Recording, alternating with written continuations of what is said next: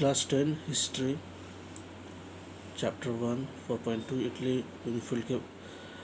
Like Germany, Italy too had a long history of political fragmentation. Italians were scattered over the several dynastic states as well as the multinational Hamburg Empire. यहाँ पर हम Italy के बारे में अभी पढ़ने जा रहे हैं इस चैप्टर में।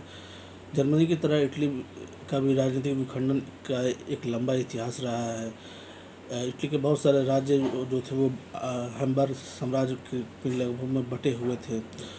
19वीं सदी के मध्य तक इटली के सात राज्य हुए, जिनमें से केवल सार्डिनिया पिडमोंट में ही इटली राजघराने का शासन था। बाकी उत्तरी क्षेत्र में ऑस्ट्रिया का, मध्य भाग में पोप का और दक्षिण भाग में स्पेन का शासन था। 1830 के दशक में जोसेफ मैसनी एक ने इटली गणराज्य के लिए एक कार्यक्रम प्रस्तुत करने की कोशिश की। उसने अपने उद्देश्य के प्रसार के लिए यंग इटली नामक एक गुप्त संगठन भी बनाया था।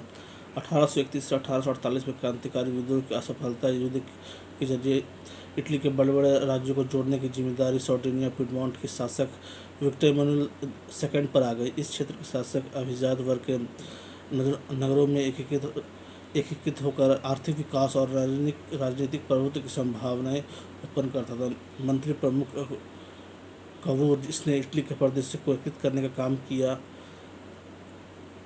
इसके साथ साथ ही एक क्रांतिकारी भी था और जनतंत्र पे विश्वास रखने वाला था। इटली में जो अपर क्लास के लोग थे, अमीर और शिक्षित सदस्यों की तरह वह इटली से कहीं बेहतर फ्रेंच बोला करते थे। फ्रांस में सार्डिनिया पिडमोंट की एक चतुर कूटनीति संधि, जिसके पीछे कवूर का हाथ था, जिसमें यह था कि सार्डिनिया पिडमोंट 1859 में ऑस्ट्रेलियाई बलों को हराने में कामयाब हुआ था।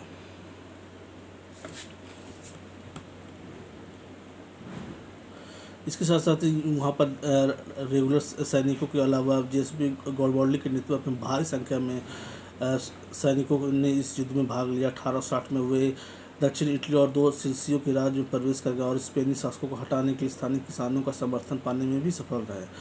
1861 में इमैनुअल II को एकीकृत इटली का राजा घोषित किया गया, मगर इटली के अधिकांश निवासी ज़्यादा पढ़े लिखे नहीं थे।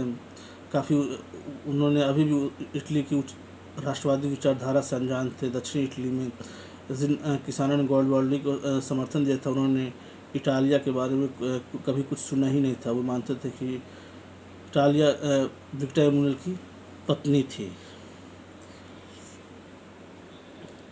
नेक्स्ट टॉपिक हमारा द केस ऑफ ब्रिटेन, जो हम नेक्स्ट वीडियो में देखेंगे।